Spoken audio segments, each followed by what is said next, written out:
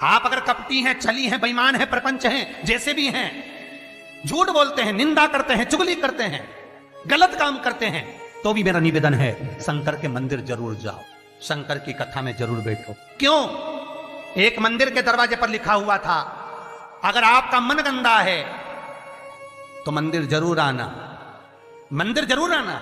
किसी ने पूछा, गुरुदेव ये मंदिर के दरवाजे पर लिखा है कि मन गंदा है तो मंदिर जरूर जाओ, उसका कारण क्या है? हमने कहा कारण केवल इतना सा है, बच्चा नाली में गिरता है, बच्चा धूल में गिरता है, बच्चा रज में गिरता है, बच्चा कीचड़ में गिरता है तो पड़ोसी साफ नहीं करता। उस बच्चे को अगर गंदगी हो गई है, बच्चे गंदगी में आ गया तो उसको कोई पड़ोसी साफ नहीं करेगा, उसको कोई पड़ोसन साफ नहीं करेगी, उसको देवरानी जेठानी साफ नहीं करेगी।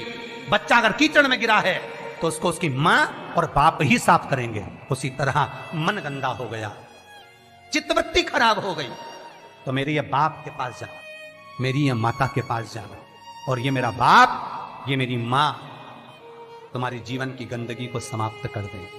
दुख आया, तकलीफ आई, कष्ट आया, रोग आई, बीमारी आई, तकलीफ हुई है, कहीं मत जाना, ये मेरे माँ बाप के पास जाना, शंकर और पार्वती के पास, उमा महेश्वर के पास जाना, ध्रुमा ध्रुमावती के पास जाना, कमल कमला के पास जाना, तारा तारेश्वर के पास जाना, भोले शंकर के पास जाना। जब मेरा शंभु मिलेगा तो ये सारी गंदगियां मिटा देगा। रोग समाप्त। अकाल मृत्यु वो मरे जो काम करे चंडाल का, काल उसका क्या बिगाड़े जो भक्त हो महाकाल का। वो देगा, छप्पर फाड़ कर देगा। फिर निवेदन करूंगा, जितने कथा करवाए हैं, जितने कथा सुन रहे हैं और जितने पुण्य स्मरण दान स्मरण आदि कर रहे हैं, लिख कर रखो तारीख कि तुमने जो दान पुण्य करा है, तुमने जो ये 300 वर्ष में पढ़ने वाली इस श्रावण के महीने में तुमने जो कथा सुनी है, अगला श्रावण आए तुम बताना जरूर कि कितना पुण्य मिला, कितना फल मिला, कितना लाभ हुआ, कितना धन कमाया, कितना वैभव कमाया। तुमने तो केवल कुबेरेश्वर महादेव के लिए दिया, तुमने तो केवल वृद्धाश्रम के लिए दिया, तुमने तो केवल गौशाला के लिए दिया, पर उसका पुण्य तुमने कितना कमाया, उसका लाभ कितना मिला। और मुझे बताना जरूर, फोन करके व्हाट्सएप पे लिखकर भेजना कि हमने जो करा था अगले साल यही तारीख, यही श्रावण का महीना, फिर याद कर बता कि मिला कि नहीं मिला, 4 गुना हुआ कि नहीं। वो शिव है, शिव शंकर है। वो तो मंदिर के बाहर निकलने वालों को तार देता है साहब, मंदिर के बाहर निकलने वालों। कितना सुंदर है। एक चरित्र आता है लिंग पुराण के अंतर्गत। एक सेठ मर गया, बड़ा कंजूसड़ा था, बहुत कंजूस। कभी जिंदगी में ना दान करा, ना पुण्य करा, ना सत्कर्म करा, ना भजन करा, ना कीर्तन करा। मंदिर की जगह को भी अपना बना लिया, सारी जगहों को घेर कर अपना बनाया। बावड़ी, तालाब, कुएं का पानी अपनी जमीन पर ले जाता। बहुत लालची था, बहुत लोभी, बहुत लोभी।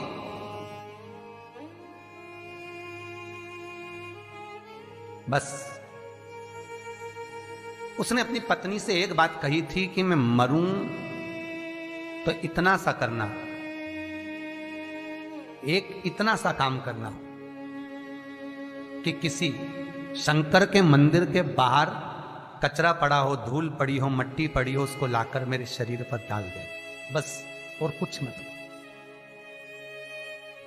पत्नी हमेशा पति से कहती थी, तुम कभी दान पुण्य नहीं करे, इस गांव में तुमने कोई अच्छा काम नहीं करा, तुम्हारे शरीर को उठाने वाला तक नहीं मिलेगा, बच्चे हैं नहीं, तुम्हारा अंतिम संस्कार कौन करेगा। पति कहता है बस तुझसे जो कहा वो करना, और कोई दान नहीं, कोई पुण्य नहीं, कोई सत्कर्म नहीं, कुछ भी मत करना। पैसा जोड़ जोड़ के मर गया। इतना सा कह गया, मरूं तो मंदिर के बाहर, शंकर के मंदिर के बाहर की मिट्टी, रज, कचरा शरीर पे डाल देना। कोई गांव के लोग नहीं आए महाराज, पत्नी गई, केवल मिट्टी लाकर शरीर पर डाल दी। लिंग पुराण कहती है भगवान शंकर के गण स्वयं नीचे आए, गांव के लोगों का रूप रख लिया, उसका अर्थी तैयार करे, शिवधाम अर्थात शमशान लेकर गए। तो पत्नी पूछती है तुम कौन हो?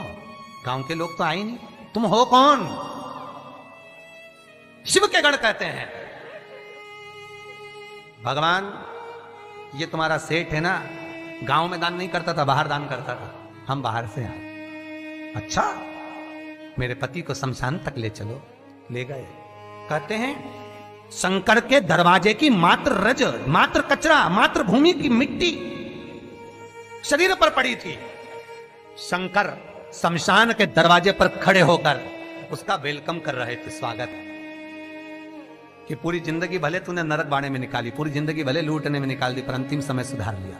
अंतिम समय को सुधारने का भी एक क्रम हमारे शास्त्र कितनी सुंदर बात कहता है महाराज, कितनी सुंदर बात। 3 धनभागी हैं, 3 धनभागी हैं। पहले नंबर पर भीष्म पितामह, जो भगवान कृष्ण के दर्शन करे, जिन्होंने भगवान कृष्ण का बचपन से लेकर जवानी तक का दर्शन करा।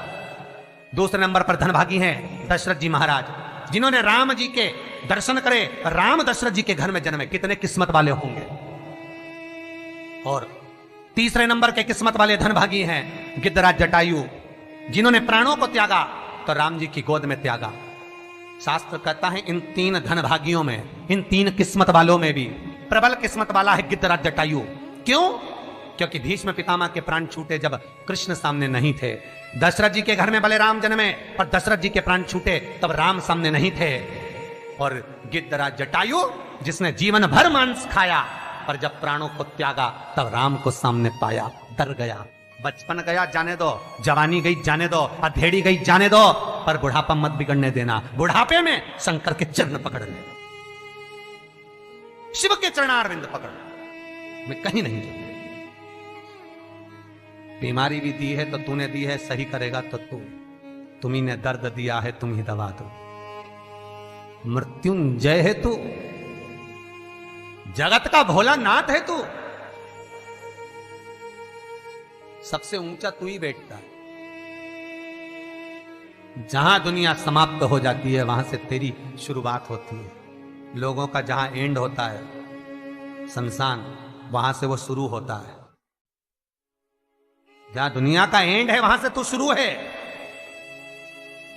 तो तू साधारण नहीं हो सकता भोलेनाथ। अगर मेरे चरण में कष्ट आया है तो तू सही करेगा, मुझे विश्वास है। भरोसा रखना। रोज शंकर के मंदिर के दरवाजे पर बैठकर शंकर पर 5 बेलपत्र चढ़ाकर, 1 बेलपत्र उठाकर चबा चबा के उसके ही दरवाजे पर खा, घुटने भी सही कर देगा, शरीर भी करेगा। बस उस पर विश्वास, उस पर भरोसा। बस शंकर है और मुझे पूर्णता विश्वास है कि वो मुझे हारने नहीं देगा। तो नहीं हारने देगा, नहीं।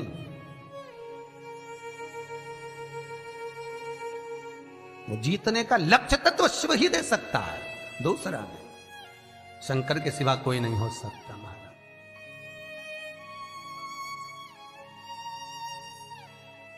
बस उस पर विश्वास